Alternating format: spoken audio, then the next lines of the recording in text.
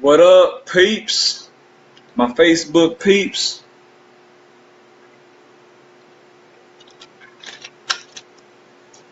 Sorry for turning this thing on so late, but late nights usually when I get my best thinking done for some reason. It is so hot in this house right now. I can't stand it. Brother Matt, I see you, man. I see you. Hi, Christine.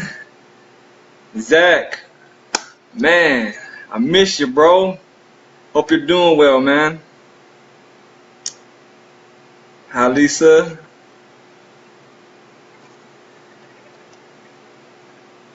Wait for a couple more people to join.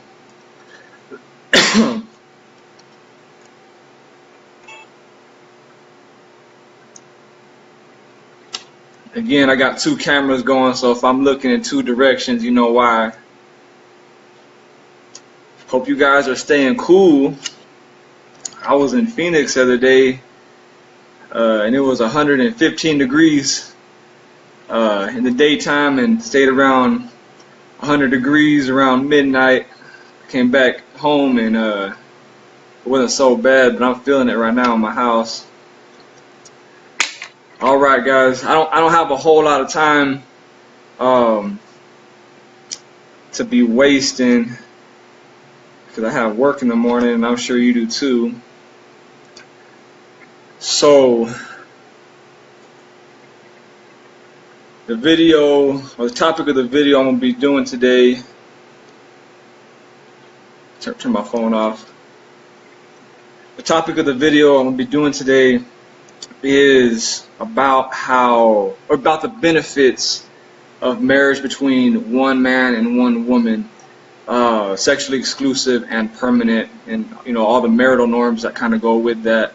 I don't think that many people, especially my generation, understood what marriage was. You got to understand that we came into being, right? I was born in the 90s, so this is after No Fault Divorce. This is after Playboy magazine was invented, and all the porn industry went booming. This is after the sexual revolution.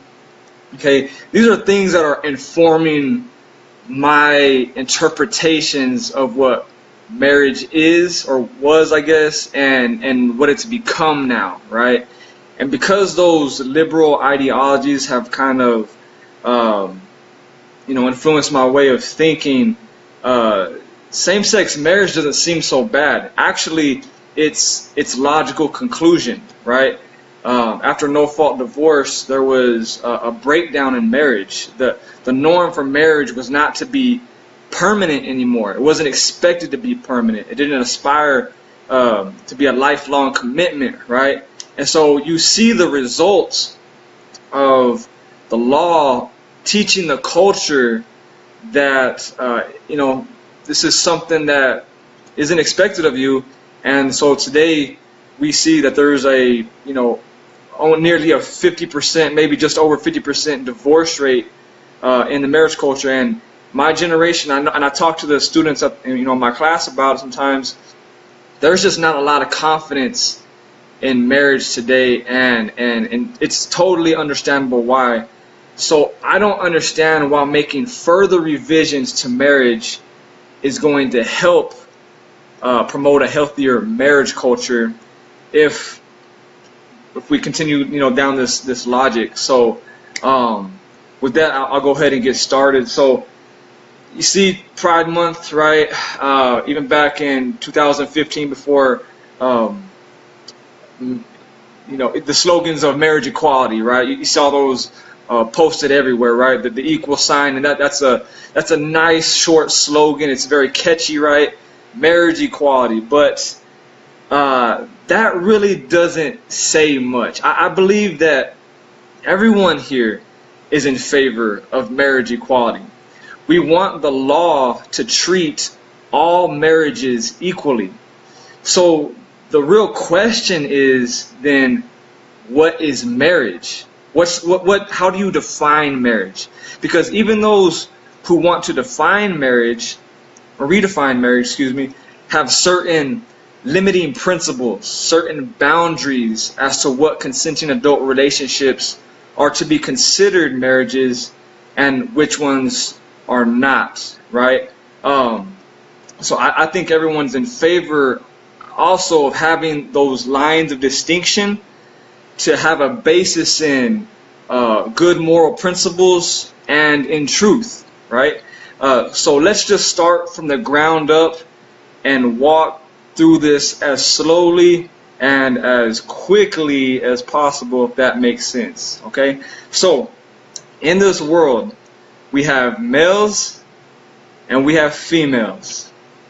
And I already know that's controversial saying that, but let's go with it, okay? If a man and a man have a loving relationship, should society care at all about the well-being of that relationship? If that relationship is good or if that relationship goes bad, should society care? Probably not, right? Why? Because it doesn't involve anybody else. It's just the individuals that are involved, right? It doesn't concern anybody else. Yes, if that relationship goes bad, right, okay, you might miss a day of work because you were sad that day, but life moves on, right? We are told that responsibility is more important, right? You have a responsibility, you have a job, do your job, and you know what? That's just a sad truth. We have compassion for you, but only so much. Life goes on, bro. You know, man up, I guess. I don't know. But we don't care. Society does not really care about that, right? So if a woman and another woman have a relationship, should society be concerned if that relationship goes bad, right? Girls' night out, right? Something happened. Y'all end up splitting up. Should society be concerned about those individuals breaking up? No, right? It wouldn't make sense because there's nothing that relationship is contributing. There's nothing that relationship is bringing in that other people have to be involved with it, right? And that's the basic argument from the LGBT activists that says our relationship does nothing to harm your marriage or the community. And the truth of that is they are absolutely correct. Society is not benefited or harmed by that relationship, like directly, right? Because it contributes nothing to society. It does not produce anything that potentially could be burdensome for society. It only concerns the individuals that are involved, right? So now let's look at the last combination that we can put humans in, right? The last combination that humans can be united. The male-female relationship, okay? Should society be concerned about that relationship? The answer is no. Why not? Because that relationship doesn't contribute to a good that society... Hold on one second. I think I just heard a knock at the door. Let me get right back to this.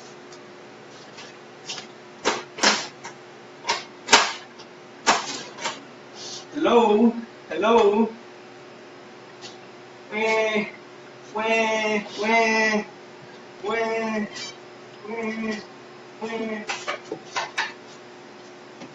What is this? Guys, you are not gonna believe. You're not gonna believe what's at my doorstep right now. Hold on, let me go get it real quick. Hold on.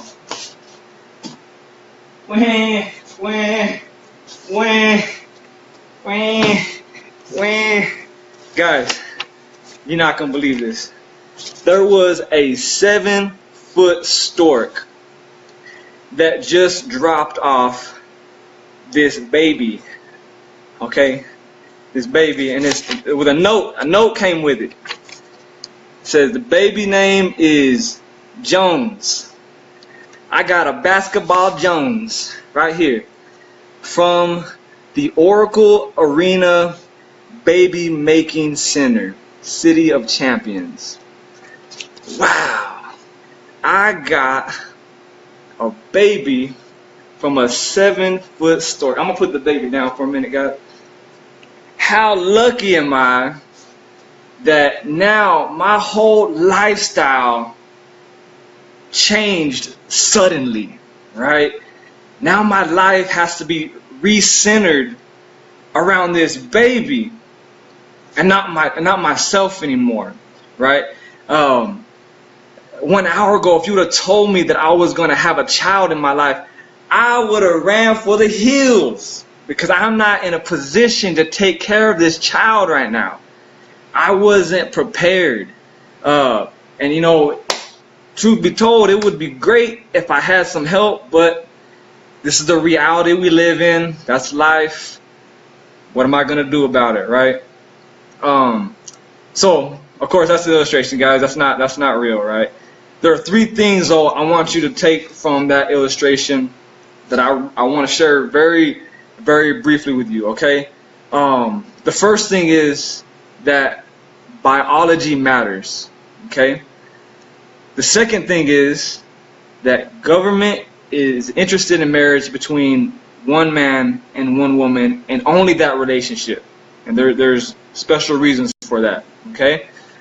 And that marriage between one man and one woman, sexually exclusive and permanent, promotes responsible sexual behavior, okay? So, I know those things don't seem quite related to that illustration, but let me break it down, okay? So, is that how babies are made? The big, giant, Big Bird from Sesame Street, that stork comes knocking on my door, right? Is that how babies are made? No, of course not, right? Then how are babies made? Man and woman produce a child. They're the only ones in humanity that can do that. It's part of our human nature, right? There's nothing discriminate about that. It's just a fact of biology. So that answers the first question of whose baby is this? It's some man's and some woman's, right? The other thing is that who should take care of that baby? Is it fair for one male-female couple to produce a child, right, and then leave it for somebody else to raise, particularly me, right? Absolutely not. I shouldn't have to change my whole lifestyle, right, and start loving a baby that I was not emotionally attached to, who does not resemble me in any sort of way, right, and just recenter my life around it. I should not have to do that, right? Then who should be made responsible for taking care of that child? Probably it would be the right thing if the ones who created the child, those ones should be able to raise that child, right? So that means that biology matters. It matters because male and female are the only ones that can produce a child. And secondly, it matters because it makes those people responsible for raising that particular child. So society should give special attention to that relationship, because if a father and mother do not take care of that child, then who will? Should we burden other family to do that? Or should we leave parenthood up to the state in the form of adoption agencies and foster care, police, teachers, and welfare? Who does a better job? Who serves the child better? The biological mother or father, or someone who's kind of disconnected from that child? Or is it the state? The biological mother and father, obviously, right? And when the father and mother take responsibility, society benefits, because it doesn't have to use all these extra resources to take care of another person. And I could really go on a tangent right now and tell you how much a child needs their biological mother and father for different reasons. See, because children don't interpret parenting. Parenting that's like an abstract word, right? Children interpret mothering and children interpret fathering. And I might have to do a separate video to talk about the specific or how special the gender roles are between, that a male brings and a female brings to the parenting enterprise, right? Okay, so to move to my second point, government is interested in the male-female relationship because the children that are produced from this relationship, they will be the next generation. Okay, so just a little aside here to kind of make this plain and prove my point. Which parent is usually left with the child if one decides to leave? The mother, right? Because the mother has to give birth to the child, because the father is not physically attached or emotionally attached to the child like the mother is. So it's easier for a father to leave. So when a child is born, the question is always, is a father close by? And for how long will he commit to that woman and to that child? So government stepped in and made laws to maximize the likelihood that that man commits to that family, because children do best being raised by their biological mother and their biological father. And quite frequently you hear single mothers admit that they need help raising a child. A child does better socially, emotionally, psychologically when both biological parents are in the home. And trust me, I could. There's 50 plus years of social science that can back up that claim. Okay, so what government did was make laws that said a man has to commit to that one woman. Sorry, I did like this. One woman in marriage for the entirety of that marriage, for the entirety of that relationship, for two practical reasons. Okay, and I can name 10 right now, but I'm just going to give you two practical ones. Okay. The first one is so the child can have a father in their life, right? When a child doesn't have a father, I mean, statistics. Let me just talk about a few, right? Children have a higher chance of going to prison, have a higher chance of dropping out of school, have a higher chance of getting pregnant at an early age, and repeating the same cycle, right? So a father matters. A father is essential to the family unit. And the other reason is because that man, if that man commits to that woman, then he's not out making children with other women and creating more fragmented families. Okay, so government did not create marriage. It's important to understand that government did not create marriage. It simply recognizes a natural phenomena that happens only between a man and a woman. And so government's interest in the male-female relationship is to secure the prosperity of a nation through the responsible raising of children. Government is interested in the promoting of a healthy marriage culture that takes care of the next generation, so it doesn't have to pick up the pieces, right, in the form of police programs and welfare programs. And lastly, to my final point, marriage is defined between one man and one woman, sexually exclusive and permanent, promotes healthy, responsible, a healthy and responsible sex culture. Okay, so back when I was growing up, it used to be a thing where someone saw a man and a woman and a child, even in a cartoon, right? It was assumed that that was what family life was supposed to look like, right? Even if it was animals, right? I see a big bear and a medium-sized bear and a little bear, and I say that's Papa Bear, that's Mama Bear, and that's the baby bear, right? It was assumed even from, that if a child was in the picture, that there was a mother and a father taking care of that child. In other words, in our culture, even subconsciously, we knew and understood and accepted that children belonged in marriage, because marriage is the safest place for a family to thrive and for a child to be raised, right? I can even remember, like in movies, when the child would walk into the room and the parents would watch TV or something and be like, "Hey, Mom, Dad, where do babies come from?" and they turn off the TV, right, close the book, and have this kind of serious talk with their children and say, well, baby, when a husband and a wife love each other, right, and then the camera changes, right, because, yeah, they didn't want to give away the secret, right? So here's another sex talk, okay, a little more intellectual language, I guess you could say. As Ryan Anderson once put it, the love-making act is also the life-giving act. And that act unites a man and a woman as husband and a wife, okay? And that same act transforms that relationship to a father and a mother. All that revolves around sex. Sex, the marital act, the act of human nature, okay, tells us what the marital relationship is naturally ordered towards. And that's unity and the education and disciplining, the rearing and the care of new human life. And we call all of that family. Because marriage between one man and one woman is so centered around children.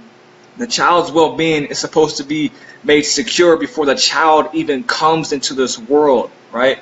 So, like I said, I go back to that presumption that even when I saw a cartoon with, the three bears, right? I just knew instinctively that was a family, and that's where children should be raised, right? The culture looked to marriage as a place to raise children. So that's why men and women decide beforehand, right, to commit to one another in marriage before having a child, right? And when this doesn't happen, social problems, they run high, right? And so now, I'm going to get to just a little bit of the counter argument, because I want to do the counter argument tomorrow, but I just want to kind of bait you right now, okay? So many will argue that if marriage is supposed to be this baby-making factory institution, right, where people have to produce children and raise children, then why can't elderly couples who cannot have children, or those who are, infertile, why are they allowed to marry, or why is their union called a marriage and not same-sex couples, right? Well, there's a number of reasons. In human nature, man and woman always have the potential of creating a child, right? So their union reflects the truth about human sexuality. Men and women were made for one another. They were fulfilling a biological function. When they come together, it's not like me trying to stick my finger in your ear, right? My toe in your nose, right? That has no biological function. But when a man and a woman come together in the marital act, right? You are so complete biologically that quite frequently, 9 months later, there's another human you're holding in your hands. Okay? So they recognize, like I said, that union recognizes the truth about human sexuality, human nature, that men and women were created for one another. And in most cases, both couples are not infertile. Okay? That's an extremely rare case. So as long as each spouse stays committed to their vows, they're not having children with other people and creating more fragmented families. And lastly, this is the big one, okay? Because our culture is so self-centered, this one is kind of hard to internalize, okay? But marriage is not about every male and female relationship producing a child, okay? It's more about ensuring that every child is raised by their biological mother and biological father. It's more about making sure a child has a mother and father in their life. Okay? So the lines that make marriage between one man and one woman distinct from any other consenting adult relationship out there is that a man and a woman will agree through their vows to be mother and father to any child that is formed from their union, right? This vision of marriage recognizes the distinct and yet necessary gifts that gender brings to parenting. It reflects the truth about human sexuality. Men and women were made for one another, and that they are the only ones who can produce a child. And this vision of marriage promotes sexual responsible behavior. It civilizes men, right, by making them commit to one woman. And it encourages that sex should be only appropriate in marriage, right? And lastly, it sends a message that children deserve to be raised by their biological mother and their biological father. Now, when we talk about marriage equality, the thing that I don't understand is there was always equality, meaning that everyone had the right to choose marriage. There was nothing stopping a gay person or a lesbian person from choosing to serve the public institution called marriage, right? But it seemed that the LGBT activists weren't seeking out that nature of marriage. They weren't interested in that, in serving that purpose of marriage and serving that vision of marriage. They wanted a vision that promoted love as a complete basis for why people should get married. And when you redefine marriage in that sort of way, it undermines every principle I just reviewed. And like I said, I'm just going to give you a few examples.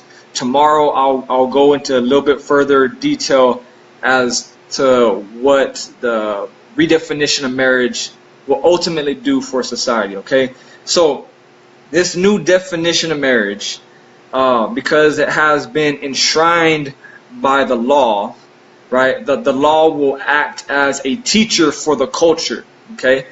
And because we don't look to the culture for what's right and wrong. We look to the law for those sort of things, okay? And the law is going to say, it's going to teach people, and people will then internalize this, right? Just like they internalize that marriage should not aspire to be permanent with no fault divorce. This is the new internalized view of marriage, okay? Biology will be irrelevant, okay? Government should be interested in all consenting adult relationships, no matter the size and shape.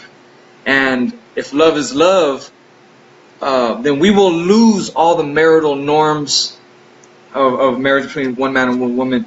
So that those norms are: gender is distinct yet necessary for family life, for child rearing, okay? Sexual exclusivity, and that marriage should aspire to be permanent, okay? And I'm just going to very, very briefly break those down, okay? So if biology is irrelevant, then this is what we lose. These are the benefits that we lose, okay? Remember, people will internalize this. Marriage between one man and one woman promoted that only two people can be married at one time, right? Because you get two from biology. Only one man could be with one woman. Only one sperm could fertilize one egg, right? And so one woman can only produce another man's child, right? That's where you get two. That's why we stick to two. But if biology is irrelevant, then there's no principle. There's nothing that holds consenting adults to just two, right? Because it's all about love, and consenting adults and their relationships can come in whatever size or shape that consent comes in, right? Any consenting adult relationship can be a marriage. There's nothing special about genders, meaning that this vision of marriage will teach culture that men and women are the same thing, that fathers and mothers are the same thing, right? That they can be substituted, right? It's not about mothering or fathering. It's more about caregiving, okay? Since this vision of marriage is a complete creation of the state, then biological rights will be lost from parenthood, okay? and the state will decide who those parents are. And okay, I'll give you just a brief scenario of what that looks like. Okay, so I think it was, I want to say, I think it was somewhere in Illinois. There was a lesbian couple. Okay, and the biological mother had somebody else, you know, had another man's sperm, you know, and they artificially inseminated. That's the word I'm looking for. Artificially inseminated this woman. So this biological mother had her baby, and these two women raised it. The identity of the father was masked, right? Further marginalizing fathers from the picture, right? I won't even get to that. But so this lesbian couple, they're raising this child. Well, anyways, the relationship went sour, right? The two ended up splitting up. Well, because marriage is complete creation of the state decides who the parents are. So it could be something where the biological mother will not be favored in these court cases, right? Because biology is irrelevant. It doesn't matter. Literally, a stranger could walk in the room and convince the court that they know that child better than the biological mother. And if they could present an argument that's better than the biological mother could lose her child. That's just one issue. Okay, I'm not gonna get into the rest of them. I could go on for days. I promise you I could. Okay, let's go on to the next one. The law will teach the culture that marriage is more about consenting adult romance than the needs of children, right? As I said earlier, children need their mother and their father. This vision of marriage will teach that, will protect the rights of the adults more than it will protect the rights of the children. It will say that marriage is more about the romantic life of the adults, and children are kind of secondary in our priority list, right? And I'll give you one example, right? This is the paradigm that we're going through, okay? Our adoption agencies, do they exist so that adults can have the children they want, or so that children can have the parents they need, right? I don't understand why that's a big argument today, but again, this is the paradigm shift we're going through, okay? I'll mention a lot more in tomorrow's video. And the last one is, if love is love, then all the marital norms of sexual exclusivity and permanence, they kind of go out the door. There's already new relationships being formed, talked about in the New York Times. I think the Washington Post mentioned them. I'll mention those again tomorrow. But the basic idea is this: love should only last, or the relationship should only last as long as the love lasts. And that's it. That's it. Love is love, right?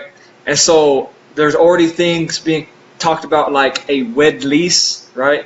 Where you can lease your spouse for 5 years, right? And then renew that lease on good behavior, I guess, right?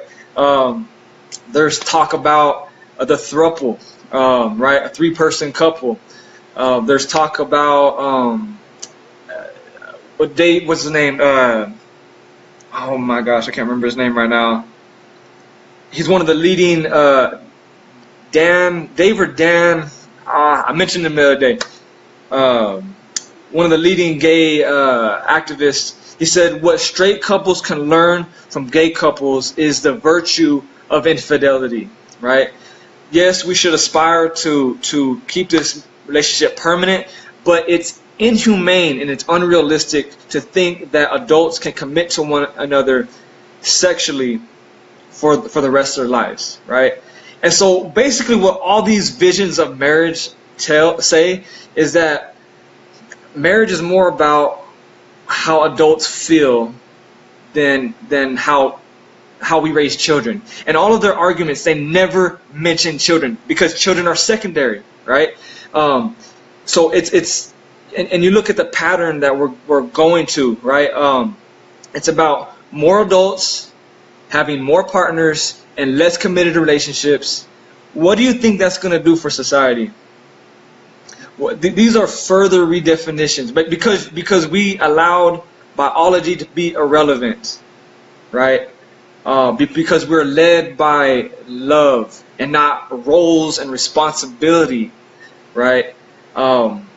This is the sort of consequences that we are going to have to face. We're not going to see this in the next 20 years, maybe not 30 years, because my generation knows what marriage was. This upcoming generation, right, they're going to be informed by the ideas that are going on today. They're going to be informed. Like, I was talking to some of my students, 14, 15 years old. They think that it's normal, family life is normal, to only have one parent raising them, right? That's what marriage is. I mean, that's what family life is. That's what it's expected.